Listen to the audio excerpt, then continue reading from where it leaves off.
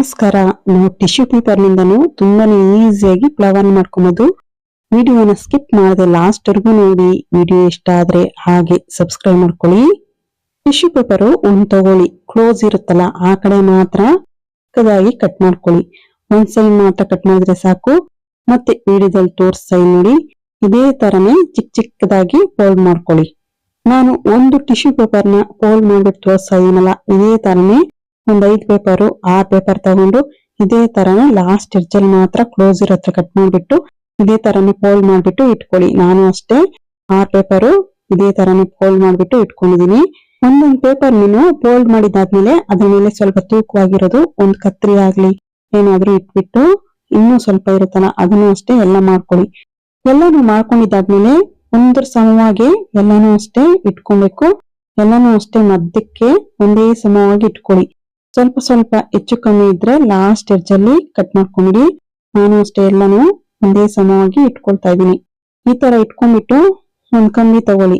ಕಂಬಿನ tissue paper ಮಧ್ಯದಲ್ಲಿ ಒಂದ್ round ಸುತ್ಬಿಟ್ಟು ಮತ್ತೆ ಒಂದ್ ಸೈಡ್ ಅಲ್ಲಿ ಇರುತ್ತಲ್ಲ ಅದನ್ನು ಅಷ್ಟೇ ಕಂಬಿಗೆ ಸುತ್ಕೊಂಡ್ಬಿಡಿ. ಇನ್ನೂ ಉದ್ದವಾಗ್ಬೇಕಾದ್ರೆ ಕಂಬಿ ಇನ್ನೂ ಉದ್ದವಾಗ್ಬೇಕಾದ್ರೆ ತಗೋಬಹುದು. ಒಂದು ಗ್ರೀನ್ ಕಲರ್ದು ನಾನು ಪಾಲಿಥಿನ್ ಪೇಪರ್ ಅನ್ನು ತಗೊಳ್ತಾ ಇದೀನಿ. ಈ ತರ ಗ್ರೀನ್ ಕಲರ್ದು ಪಾಲಿಥಿನ್ ಪೇಪರ್ ಇದ್ರೆ ಅದನ್ನು ಅಷ್ಟೇ ಮಧ್ಯದಲ್ಲಿ ಟಿಶ್ಯೂ ಪೇಪರ್ ನಾವು ಕಂಬಿ ಸುತ್ತಿರ್ತೀವಲ್ಲ ಅಲ್ಲಿ ಸುತ್ಕೊಂಡ್ಬಿಟ್ಟು ಮತ್ತೆ ಕಂಬಿಗೂ ಅಷ್ಟೇ ಲಾಸ್ಟ್ ಎಡ್ಜ್ವರ್ಗು ಸುತ್ಕೊಂಡ್ ಬನ್ನಿ. 2-3 ರೌಂಡ್. ಮತ್ತೆ ನಾನು ಉಲ್ಟಾನು ಮೇಲೆಗೆ ಇನ್ನೂ ಸ್ವಲ್ಪ ಮಂದವಾಗಿರ್ಲಿ ಅಂತ ಇನ್ನೂ 1-2 ಸುತ್ಕೊಳ್ತಾ ಇದೀನಿ.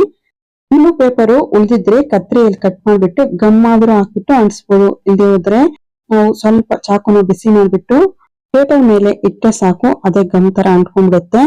ಟಿಶ್ಯೂ ಪೇಪರ್ಗಳು ಎಲ್ಲಾನು ಒಂದೇ ಸಮವಾಗಿ ಮಾಡ್ಕೊಳ್ಳಿ. ಮತ್ತೆ ಕತ್ರೆಯಲ್ಲಿ ಲಾಸ್ಟ್ ಅಲ್ಲಿ ಸ್ವಲ್ಪ ಹೆಚ್ಚು ಕಮ್ಮಿ ಇದ್ರೆ ಲಾಸ್ಟ್ ಅಲ್ಲಿ ಕಟ್ ಮಾಡ್ಬಿಡಿ. ಮತ್ತೆ ಆ ಸೈಡು ಈ ಸೈಡು ಸ್ವಲ್ಪ ಕಟ್ ಮಾಡ್ಕೊಬೇಕು. ವಿಡಿಯೋದಲ್ಲಿ ತೋರಿಸ್ತಾ ನೋಡಿ, ಇದೇ ತರನೇ 2 ಸೈಡು ಕಟ್ ಮಾಡ್ಕೊಬೇಕು. ಲಾಸ್ಟ್ ಎಡ್ಜ್ ಅಲ್ಲಿ ಮಾತ್ರ ಸ್ವಲ್ಪ ಕಟ್ ಮಾಡ್ಕೊಳ್ಳಿ. ಎಲ್ಲ ಕಟ್ ಮಾಡಿದ್ದಾದ್ಮೇಲೆ ಪಿಂಕ್ ಕಲರ್ ಬೇಕಾದ್ರೂ ಹಾಕೋಬಹುದು. ನಾನು ಬ್ಲೂ ಕಲರ್ ಹಚ್ಕೊಳ್ತಾ ಇದೀನಿ. ಬ್ಲೂ ಕಲರ್, ಪಿಂಕ್ ಕಲರ್, ನಿಮ್ಗೆ ಯಾವ ಕಲರ್ ಇಷ್ಟ ಆದ್ರೆ ಆ ಕಲರ್ನೇ ಹಚ್ಕೊಬಹುದು.